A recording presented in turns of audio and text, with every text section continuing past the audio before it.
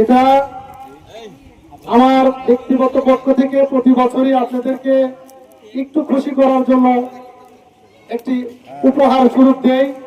এটা কোনো জাকাত বা কোনো ফেরতার টাকা নয়। আমি আবার বলে দিচ্ছি, এটা কোনো জাকাত বা কোনো ফেরতার টাকা নয়। এটা শুধু সৌজন্য সবাইকে একটু উপহার দিই, যাতে এই উপহারটুকু সামান্য উপহারটা পেয়ে একটু আনন্দ পান, এটুকুই আমার ইচ্ছা। সাইদুল মন্ডল যে কাজগুলো করে যাচ্ছেন, এটা নিঃসন্দেহে একজন ভালো মনের পরিচয় দেওয়ারই মানুষ, এবং যে কাজটা এই জনপদের এই গ্রামের সাইদুল মন্ডলের চাইতে অনেক বড় বড় লোকের বাসস্থান। আমাদের কাছে তথ্য নাই তারাই সাইদুল মন্ডলের মতো এই কাজগুলো করেছেন কিনা। আমরা নিজেরাও অনেকে আসছি, কিন্তু আমরা ওই সাইদুল মন্ডলের মতো এই প্রশংসনীয় কাজগুলো আমরা করতে পারিনি।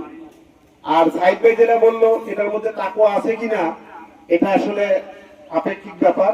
এটা আমি যেটা বলতে চাই এবং সাইদুল মন্ডলকে ধন্যবাদ দিতে চাই যে আপনারা জানেন যে এই 17 বছর হলো আমাদেরকে দায়িত্ব নিয়েছিলেন ডক্টর এম এ মোহিত সাহেব। উনি 5 তারিখের আগে আপনাদের মাঝে বর্ধিত হয়ে আসতে পারেনি, কিন্তু 5 তারিখের পরে কিন্তু জনগণের মাঝে একদম একাকার হয়ে মিশে গিয়েছিলেন। তাদের প্রতিনিধি হিসাবে এই গ্রামে সাইদুল মন্ডল কাজ করেছে। এই কাজগুলো কিন্তু ইতিপূর্বে করেছেন উনি।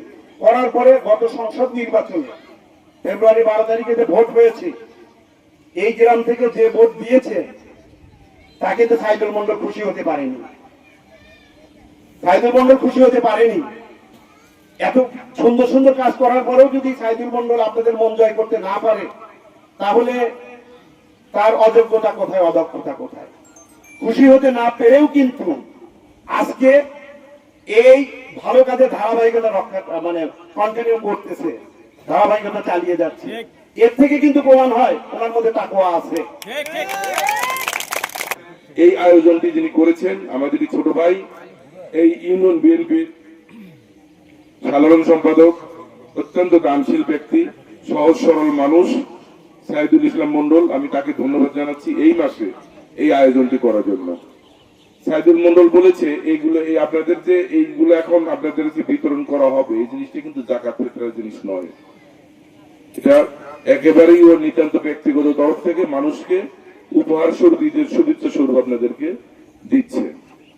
পবিত্র ইসলামে জাকাত ফিতরার যেমন গুরুত্ব আছে, জাকাত এবং ফিতরা ওয়াজিব, কিন্তু ওই আপনার কি বলে হাদিয়া, হুজুর আকরাম সাল্লাল্লাহু আলাইহি ওয়াসাল্লাম নিজে হাদিয়া নিতে পছন্দ করতেন, হাদিয়া দিতেও পছন্দ করতেন।